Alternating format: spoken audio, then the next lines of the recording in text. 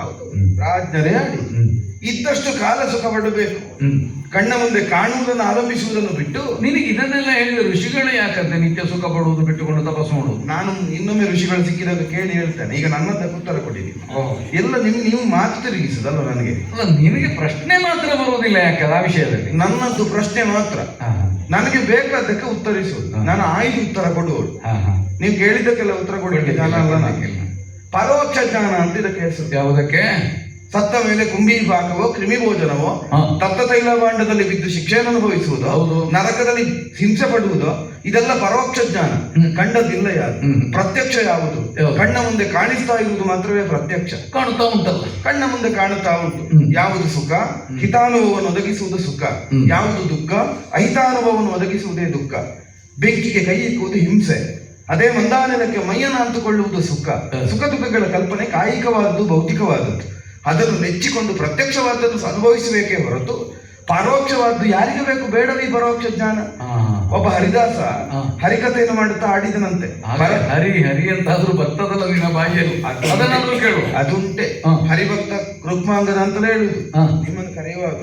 ಹರಿದಾಸ ಆಡಿದ ಅಂತೆ, ಪರನಾರಿಯ ಸಹವಾಸವನ್ನು ಮಾಡಿದ್ರೆ ನರಕದಲ್ಲಿ ನೀವು ಹೇಳಿದ್ರಲ್ಲ, ಕಾದು ತಪ್ತವಾದಂತಹ ಸ್ತಂಭವನ್ನು ಅಪ್ಪಬೇಕಾದ ಘೋರ ಶಿಕ್ಷೆ ಬರ್ತದೆ. ಕೇಳಿ ಬಂದಂತಹ ಒಬ್ಬಳು ವೇಶ್ಯೆ ತನ್ನ ಮನೆ ಸೇರಿದ ಮೇಲೆ ಹರಿಭಜನೆ ಮಾಡುತ್ತಾ ಕುಳಿತುಕೊಂಡಂತೆ. ಇನ್ನು ಬೇಡ, ಸತ್ತ ಮೇಲೆ ಹೋಗಿ ಅಲ್ಲಿ ಕಂಬವನ್ನು ಅಪ್ಪಬೇಕು, ಆ ಹಿಂಸೆ ಅನುಭವಿಸುವುದು ಬೇಡ, ಇಲ್ಲಿಗೆ ವೃತ್ತಿ ಬಿಟ್ಟೆ ಅಂತ. ಅದೇ ಮನೆಗೆ ಹರಿದಾಸ ಬಂದ ಅಂತೆ ಅರ್ಧರಾತ್ರಿ ಕಳೆಯುವಾಗ. ಬಂದ ಕೂಡಲೇ ಇವಳು ಕೇಳಿದ್ದಂತೆ, ನೀವು ಆಗ ಹೇಳಿದಲ್ವ ಪರನಾರಿಯ ಸಹವಾಸವನ್ನು ಮಾಡಿದ್ರೆ ಸ್ತಂಭವನ್ನು ಅಪ್ಪಬೇಕಾದ ಸ್ಥಿತಿ ಬರ್ತದೆ. ಆಗ ಹರಿದಾಸ ಹೇಳಿದಂತೆ, ಮೊದಲು ಹೋದವರೆಲ್ಲ ಅಪ್ಪಿ ಅಪ್ಪಿ ಕಂಬ ತಣ್ಣಗಾಗಿರ್ತದೆ, ಏನು ಯೋಚನೆ ಮಾಡಬೇಡ. ಒಬ್ಬೊಬ್ಬರು ಹರಿದಾಸರು ಅಂತ ಹೇಳಿಕೊಳ್ಳು. ನನಗೆ ಬೇಕಾದವರು ಏನೇನು ಮಾಡುದು, ನನಗೆ ಬೇಕಾದವರೇ. ನನ್ನಂಥವರಿಗೆ ಒಂದು ವಸ್ತುವನ್ನು ಒದಗಿಸಿ ನಾನು ಅಂತವರ ಹರಿಕತೆ ಮಾತ್ರ ಕೇಳು, ಬೇರೆ ಕೇಳು. ಹಾಗಾಗಿ ಹೀಗೆ ಬುದ್ಧಿ ತಿರುಗಿ ಅದಕ್ಕೆ ಹೇಳಿದ್ದು ಕೇಳಬೇಕಾದನ್ನು ಕೇಳುವುದಿಲ್ಲ, ಬೇಡ ಅಂತ ಬೇಡದಿದ್ದದನ್ನೇ ಕೇಳು. ನಾನು ಆಡುತ್ತಾ ಇರುವುದೇ ಅದನ್ನು. ಬೇಡವೀ ಪರೋಕ್ಷ ಜ್ಞಾನ.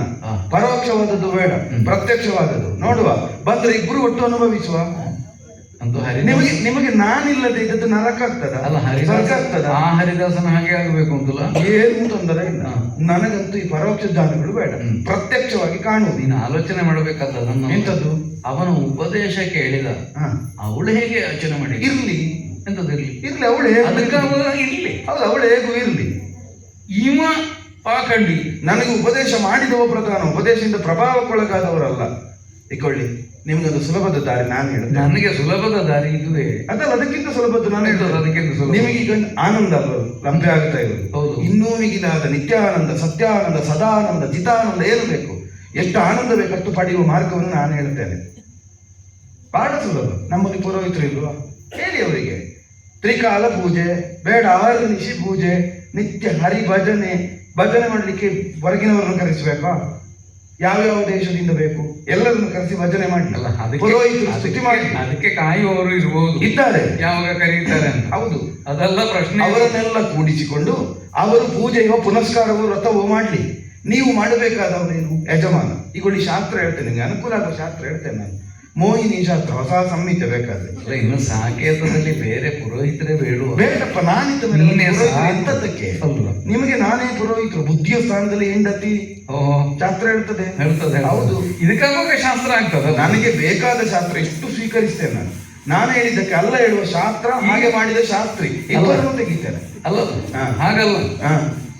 ಒಂದು ದೊನ್ನೆ ಹಾಲ ವಿಷ ಕೊಟ್ರೆ ಕುಡಿದ್ಯಾ? ಆಗುದಿಲ್ಲ. ಯಾಕಾಗುದಿಲ್ಲ? ಅದು ವಿಷ ಅಲ್ಲ, ಸಾಯ್ತೇನೆ ಅಂತ ನಂಗೆ ಗೊತ್ತಿಲ್ಲ. ಯಾರು ಹೇಳಿದ್ರು ಸಾಯ್ತೇನೆ ಅಂತ? ವಿಷ ಕುಡಿದ್ರೆ ಸಾಯ್ತಾರೆ. ಯಾರು ಹೇಳಿದ್ರು? ವಿಷ ಕುಡಿದ್ರೆ ಸಾಯ್ತದೆ ಅಂತ ಯಾರೋ ಹೇಳಿದ್ರು. ಹೌದು, ಅದನ್ನ ನೀನ್ ನೋಡಿದ್ಯಾ? ಇಲ್ಲ. ನೀನ್ ಕುಡಿದು ನೋಡ್ಬೇಕು. ಆಗುದಿಲ್ಲ. ನರಕಕ್ಕೆ ಹೋಗಿ ನೋಡಿದ್ದೀರೋ ಅಂತ ನನ್ನನ್ನು ಕೇಳುವ ನೀನು? ನನ್ನದು ಕೆಲವಷ್ಟುಂಟು. ನಾನು ಬೆಂಕಿ, ಹಾವು, ಸೂಜಿ, ವಿಷ ಇದನ್ನೆಲ್ಲ ಪ್ರಯೋಗ ಮಾಡಿ ನೋಡುವುದಿಲ್ಲ, ನಂಬುದು. ಕೆಲವು ನನಗೆ ಬೇಕಾದ್ದನ್ನೆಲ್ಲ ಪ್ರಯೋಗ ಮಾಡಿಯೇ ನೋಡು ಸಾಕು. ಅರ್ಥ ಆಯ್ತಾ? ಅರ್ಥ ಅಂತ ನೀನು ಹೇಳಿದ್ದಲ್ಲ, ನಿನ್ನ ಸ್ವಭಾವ ಏನು ಅಂತ. ನನ್ನ ಸ್ವಭಾವವೇ ಅದು. ಆದ್ದರಿಂದ ಪುರೋಹಿತ ಮುಖೇನವಾಗಿ ಮಾಡಿ. ಋಷಿಗಳು ಮಾಡುವ ತಪಸ್ಸಿನಲ್ಲಿ 6ನೇ 1 ಭಾಗ ಅರಸನಿಗೆ ಸೇರುತ್ತದೆ. ಅದು ಶಾಸ್ತ್ರ. ಅವರು ಪೂಜೆ ಮಾಡಿದ್ರಲ್ಲಿ ನಿಮಗೆ ಸಿಗ್ತದೆ. ಬೇಕಾದ್ರೆ ನಿಮ್ಮ ಹೆಂಡತಿ ಇದ್ದಾಳೆ, ಧರ್ಮಪತ್ನಿ, ಅವಳು ಧರ್ಮಕ್ಕೆ ಇದ್ದಳು. ಧರ್ಮಪತ್ನಿ ಅಂದ್ರೆ ಅದೇ ಒಳ್ಳೆ ಮಾತು ಹೇಳಿದೆ. ಎಂತದ್ದು?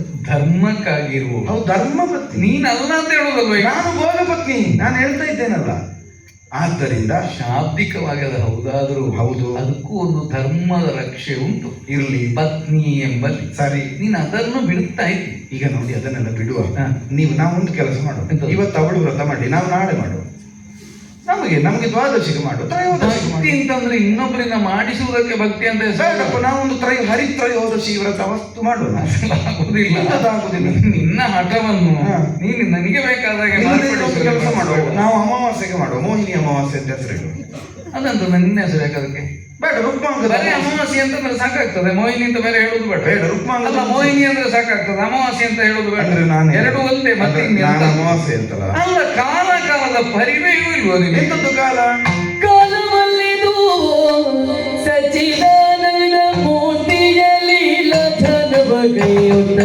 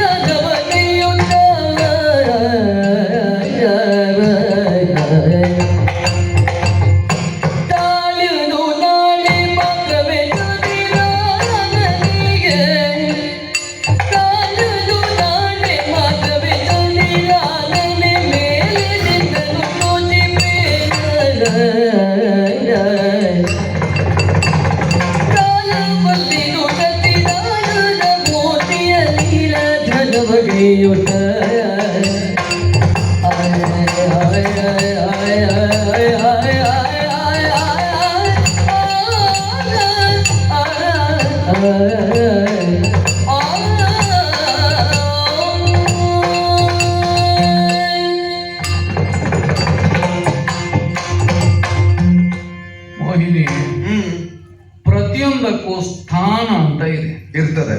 ಪ್ರತಿಯೊಂದಕ್ಕೂ ಕಾಲ ಅಂತ ಇದೆ. ಹೌದು. ಅದನ್ನು ಮೀರಿ ವ್ಯವಹರಿಸುವ ಸ್ವಾತಂತ್ರ್ಯ ನಮಗಿಲ್ಲ. ಇಲ್ಲ, ಮಾಡ್ತೇನೆ ಅಂತಂದ್ರೆ ಏನಾಗ್ತದೆ? ಆ ಪ್ರಜ್ಞೆ ಇಲ್ಲ ಅಂತ ಆಗ್ತದೆ. ನಿನ್ನಂಥವಳು ಹೀಗೆ ಆಲೋಚನೆ ಮಾಡುವುದೇನೆ? ಬ್ರಾಹ್ಮಿ ಮುಹೂರ್ತದಲ್ಲಿ ಎದ್ದು ಸ್ನಾನಾದಿಗಳಿಂದ ಶುಚಿಯಾಗಿ ದೇವತಾರಾಧನೆಯನ್ನೂ ಮಾಡಿ ಆಹಾರಾದಿಗಳನ್ನು ಸ್ವೀಕರಿಸಬೇಕಾದದ್ದು, ಆ ಕಾಲಕ್ಕೆ ತಕ್ಕಂತೆ ವ್ಯವಹರಿಸಬೇಕಾದ್ದು ಧರ್ಮ. ಸರಿ. ಬೆಳಿಗ್ಗೆ ಎಳ್ಳಿಕೆ ಇಲ್ಲ, ಮಲಗಿಕೊಂಡೇ ಇರ್ತೇನೆ, ಏನಾಗ್ತದೆ? ಅದು ಮಾನವ ವ್ಯವಹಾರ ಅಂತ ಆಗೋದಿಲ್ಲ. ರಾತ್ರಿ ಇಡೀ ಎಚ್ಚರ ಇದ್ದು ಬೆಳಗ್ಗೆ ನಿದ್ರೆ ಮಾಡುವವರು ಯಾರು? ರಾಕ್ಷಸ ಅಕ್ಕ. ಅದು ನಮ್ಮ ಪ್ರವೃತ್ತಿ ಆಗ್ತದೆ. ಹಾಗಾಗಬೇಕ. ಪ್ರತಿಯೊಂದಕ್ಕೂ ಕಾಲ ಉಂಟು. ಆ ಕಾಲದಂತೆ ನಾವು ವ್ಯವಹರಿಸಬೇಕಲ್ಲದೆ ನಮಗೆ ಇಚ್ಛೆ ಬರುವುದೇ ಕಾಲ ಅಂತಲ್ಲ. ಹಸಿವೆ ಆದಾಗಲೆಲ್ಲ ತಿನ್ನುವುದು ಪಶು ಪ್ರವೃತ್ತಿ. ತಿನ್ನುವ ಹೊತ್ತಿಗೆ ಹಸಿದಿರಬೇಕಾದ ಆರೋಗ್ಯಕರ ವ್ಯಕ್ತಿಗೆ ಬೇಕಾದ ಭೂಷಣ ಇರಬೇಕಾದ. ಅದು ಬಿಟ್ಟು ನನಗೆ ಈಗ ಹೀಗೆ ಅದೆಲ್ಲ ಮಾಡಬೇಕಾದ ವಿಧಾನ. ನಿನ್ನ ಈ ಪ್ರವೃತ್ತಿಯನ್ನು, ನಿನ್ನ ಈ ಮಾತುಗಳನ್ನು ಕೇಳಿದ್ರೆ ಲೋಕದಲ್ಲಿ ಒಂದು ಪ್ರತೀತಿಯ ಹುಟ್ಟಿ ಹೋದೀತು ಅಂತ ಕಾಣುತ್ತದೆ. ಹೇಗೆ ನೋಡಿ, ಎರಡನೇವಳನ್ನು ಕಟ್ಟಿಕೊಂಡ್ರೆ ರುಕ್ಮಾಂಗದನ ಹಾಗಾಗ್ತದೆ. ಅವನಿಗೆ ಯೋಗ್ಯಳಾದ ಪತ್ನಿ ಇದ್ದು ಇನ್ನೊಬ್ಬಳನ್ನು ಕಟ್ಟಿಕೊಂಡ, ಈಗ ನೋಡಿ ಅನುಭವಿಸ್ತಾ ಇದ್ದಾನೆ ಅಂತ ಆಗಿ ಹೋದೀತು. ಅಂತೂ ಕೆಟ್ಟದ್ದೆಲ್ಲ ಎರಡನೇದೆ ಅದು ಅಲ್ಲ, ಕೆಡುವುದನ್ನೇ ತಂದನಲ್ಲ ಅಂತ ಆದೀತು. ಹಾಗಾಗೋದು ಬೇಡ. ಕೆಡ್ಲಿಲ್ಲ, ಕೆಡುವುದು ಬೇಡ ಅಂತ ನಾ ಎಚ್ಚರ ಹೇಳುವುದು ಮಾತ್ರ ಅಲ್ಲ, ರುಕ್ಮಾಂಗದನ ಹೆಸರನ್ನು ಹಾಳು ಮಾಡಿದ ಹಾಗಾಗ್ತದೆ. ನೀನು ಹರಿಭಕ್ತಿಯನ್ನು ಬಿಟ್ಟು ಇನ್ಯಾವುದೋ ಲಾಲಸೆಯಲ್ಲೇ ಮುಳುಗಿ ಹೋದ. ಹಾಗಾದ್ರೆ ನಮ್ಮ ವ್ಯಕ್ತಿತ್ವಕ್ಕೆ ಏನು ಮೌಲ್ಯ? ಇದು ಏಕಾದಶಿ ವ್ರತಾಚರಣೆಯ ಹೊತ್ತು 3 ದಿನ. ದಶಮಿ, ಏಕಾದಶಿ, ದ್ವಾದಶಿ. ಈ 3 ದಿನಗಳ ವ್ರತವನ್ನು ಪೂರ್ಣಗೊಳಿಸಿ ಭಗವದ್ ಅನುಗ್ರಹಕ್ಕೆ ನಾವು ಪಾತ್ರರಾಗಬೇಕು. ಯೋಚನೆ ಮಾಡು. ಇತ್ತೀಚೆಗೆ ನಮ್ಮ ಮಗ ಧರ್ಮಾಂಗದನಿಗೆ ಶ್ರೀಹರಿ ದರ್ಶನವಾಗಿದೆ. ಹೌದೌದು. ಸಾಮಾನ್ಯರಿಗೆ ಲಭಿಸತಕ್ಕದ್ದಲ್ಲ. ಅವನಿಗೆ 111 ಮದುವೆ ಆಗಿದೆ. ನೀವು ಆಗುತ್ತೀರಾ? ಮದುವೆ ಆಗಲಿಲ್ಲ, ಮದುವೆ ಮಾಡ್ಬೇಕು. ಅದೇ ಅಂತೂ ಮಾಡುವ. 111 ಯಾಕೆ ಮತ್ತೆ 111 ಮಾಡುವ ಬೇಕಾದ್ರೆ? 111 ಅಲ್ಲ, 112. ಮನೆ ವಿಷಯವೇ ಗೊತ್ತಿಲ್ಲ ಇವಳಿಗೆ. ಹೇಳುತ್ತೀಯ ನನ್ನ ಮನೆಯ ಮತ್ತೆ ಯಾರದ್ದು? ನಿಮ್ಮ ಮನೆ. ಮತ್ತೆ ನನ್ನ ಮನೆಗೆಲ್ಲ ನೀವು ನೆನಪಿಟ್ಟುಕೊಳ್ಳಬೇಕು. ಅಲ್ಲ, ನನ್ನ ಮನೆಗೆ ಅಲ್ಲ. ನನಗೆ ಲೆಕ್ಕ ಸಿಕ್ಕಿತ್ತು 111. ನಾಳೆ ಹಾಗಾದ್ರೆ ನಾನು ನಿನ್ನ ಗಂಡ ಅಂತ ನಾನೇ ಬಂದು ಹೇಳ್ಬೇಕಾದೈತೆ. ನೆನಪಿರ್ಲಿಕ್ಕೆ ಏನು ಮಾತಾಡ್ತೀವಿ? ಒಳಗಿದ್ರೆ ನನ್ನ ಗಂಡನೇ ಅಲ್ಲ. ಅಲ್ಲ ಅದು ತಡದಲ್ಲ, ನನಗೆ ಒಳಗಿರ್ಲೇಬೇಕಾಗಿ ಬಂತು ಅಂತಂದ್ರೆ ಯಾರು ಹೆಂಡತಿಯೋ ಅಲ್ಲ ಯಾರು ಮಕ್ಕಳು ಅಲ್ಲ, ಅದು ಪ್ರಶ್ನೆ ಅಲ್ಲ. ಹಾಗೆ ಹೇಳಬೇಡ, ಯಾಕೆ ಸುಮ್ಮನೆ ಅಸಂಸ್ಕಾರ ಉಳ್ಳದನ್ನು ಮಾತಾಡ್ತೀನಿ.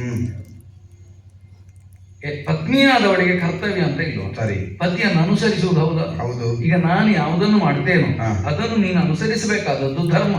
ಈಗ ಪ್ರತಿ ಪಕ್ಷಕ್ಕೊಮ್ಮೆ ನಾನು ಏಕಾದಶಿ ವ್ರತಾಚರಣೆ ಮಾಡುತ್ತಿರುವುದು ಹೊಸತಲ್ಲ. ಹಾಗಾದ್ರೆ ಇಲ್ಲಿಯವರೆಗೆ ಅಭ್ಯಂತರ ಇಲ್ಲದೆ ಇದ್ದದ್ದಕ್ಕೆ ಈಗ ಬಂದುಕೊಂಡು ಅದು ಬೇಡ ಹೀಗೆ ಬೇಡ, ಕಾಲವಲ್ಲ ಇದು. ಸಚ್ಚಿದಾನಂದ ಮೂರ್ತಿಯನ್ನು ನಾವು ಮನಸ್ಸಿನಲ್ಲಿ ಸ್ಥಾಪಿಸಿಕೊಂಡು ಆ ಆನಂದಮಯವಾದ ಸ್ಥಿತಿಯನ್ನು ಹೊಂದುವ ಕಾಲ.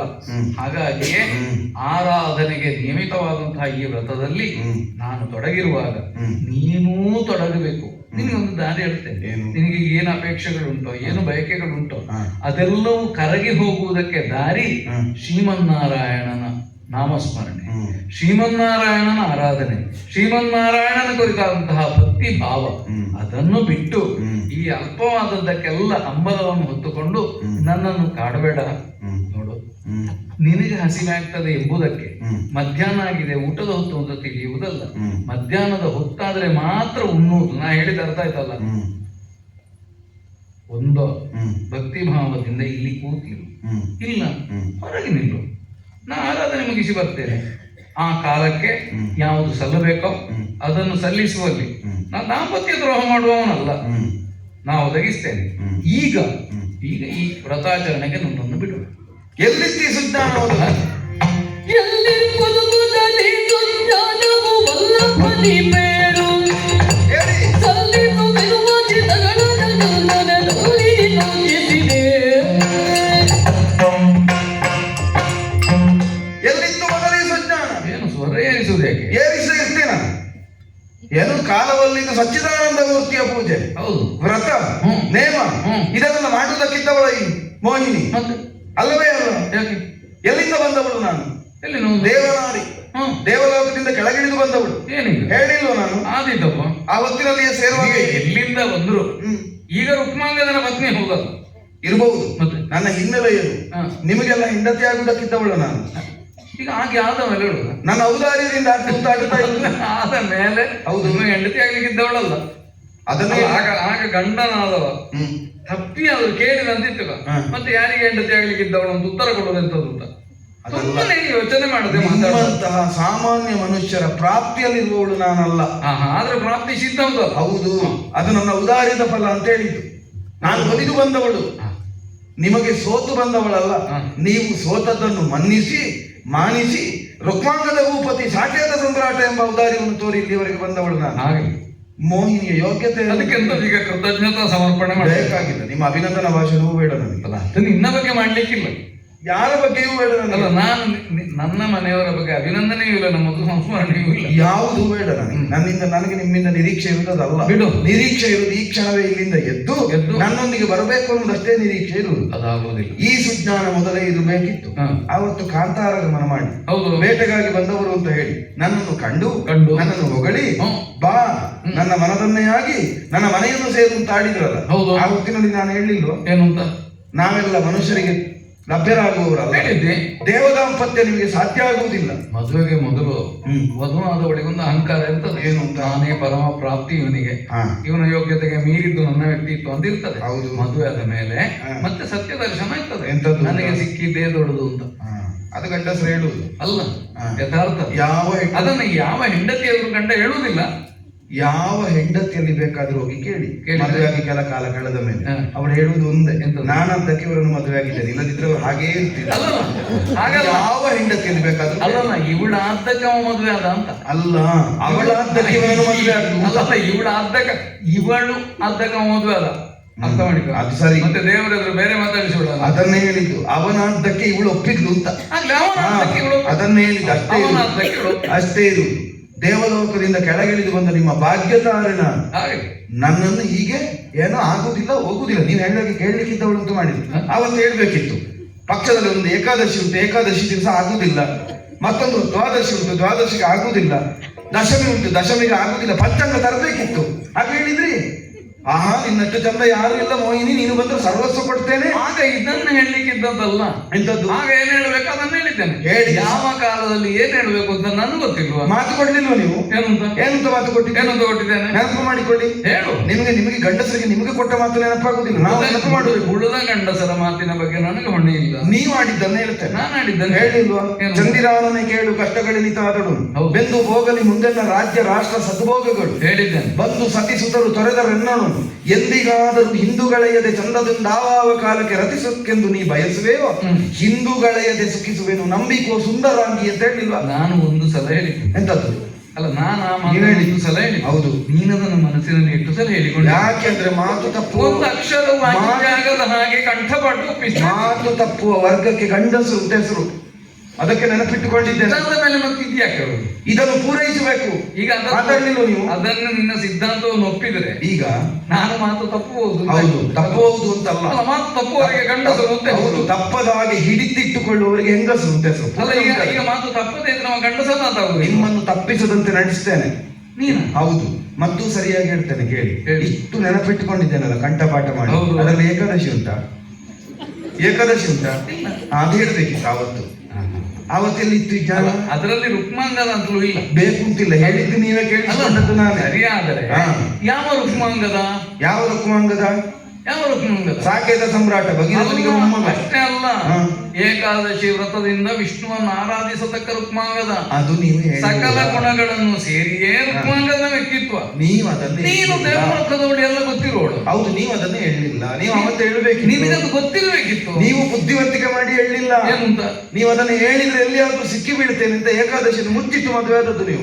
ಏಕಾದಶಿ ಮಾಡ್ತೇನೆ ಎಲ್ಲ ಗಂಡಸರು ದುರ್ಬುದ್ಧಿ ಎಲ್ಲ ಮುಚ್ಚಿಟ್ಟು ಮದುವೆ ಆಗುದು. ಆಮೇಲೆ ಅದನ್ನ ಹೇಳ್ಬೇಕಾದ್ರೆ ಈಗ ನೀನು ಮತ್ತೆ ಎಲ್ಲ ಗಂಡಸರು ಅಂದ್ರೆ 8 ಮಂದಿಯನ್ನು ನೋಡಿ. ಪ್ರಪಂಚ ಅಂತ ಹೇಳುದು ನಾನು. ಪ್ರಪಂಚ ಅಂತ ಹೇಳುದು ಹೌದು. ಸಾಮಾನ್ಯವಾಗಿ ಪುರುಷ ಸ್ವಭಾವ. ನನಗೆ ಅದು ಬೇಡ. ನೀವು ಮೇಲೆ ಹೇಳಿ. ನಾನು ನೀವು ಆಡಿದ ಮಾತು ನಿಮ್ಗೆ ಉಂಟು ಅಂತಾದ್ರೆ ಹೇಳಿ. ಆ ಮಾತು ನನಗುಂಟು. ಆದ ಕಾರಣವೇ ಏನು ನಾನು ನೀನು ಏರಿಸಿದಷ್ಟು ಸ್ವರ ಏರಿಸಿ ಮಾತಾಡುವುದಿಲ್ಲ. ಹೌದು, ಯಾಕಂದ್ರೆ ಒಂದು ಬದ್ಧತೆ ಇದ್ದವನ ಭಾಷೆ ಉಂಟು. ತೊರೆಯಲಾರೇನು ಭಾಷೆ ಸಿರಿವರ ವ್ರತ ಬೇಗ 2 ದಿನವೇ ತಾಳು ತಾಳೋ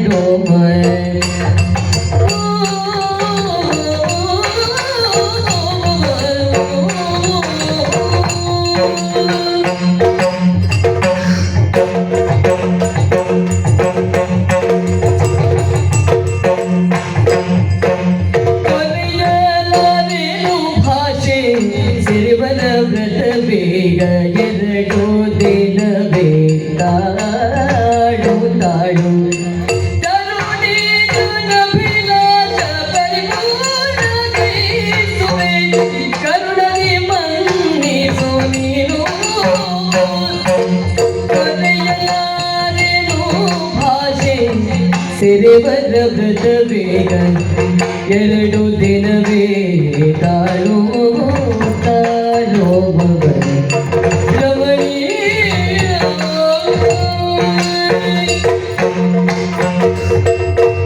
ಮೋಹಿನಿ, ಭಾಷೆಯನ್ನು ಕೊಟ್ಟದ್ದು ನೆನಪಿಲ್ಲದೆ ಆಡುತ್ತಿರುವುದಲ್ಲ.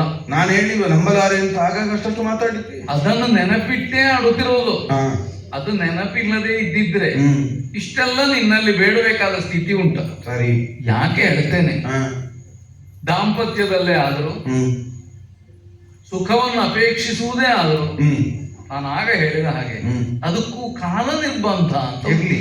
ನೀನು ದಾಂಪತ್ಯಕ್ಕೆ ಸಂಬಂಧಿಸಿಯಲ್ಲೂ ಹೇಳ್ತಾ ಇರೋದು. ಹೌದು, ಒಂದು ಗಂಡು ಹೆಣ್ಣಿನ ವಿಷಯದಲ್ಲಿ ಅಲ್ವಲ್ಲ. ನಮ್ಮ ಬಯಲ ದಾಂಪತ್ಯವನ್ನೇ ನನ್ನ ಪಾಣಿಗ್ರಹಣ ಮುಖೇನ ಪತ್ನಿಯಾಗಿ ಆಡುತ್ತಿರುವುದಲ್ಲ. ಹೌದೇ ಹೌದು. ಹೌದಾದ್ರೆ ದಾಂಪತ್ಯಕ್ಕೂ ಒಂದು ನಿರ್ಣಯ ಉಂಟು. ಇಂತಹ ದಿವಸ ಇಂಥ ದಿವಸ ನಿಷಿದ್ಧ ಅಂದ್ರೆ ಏನು?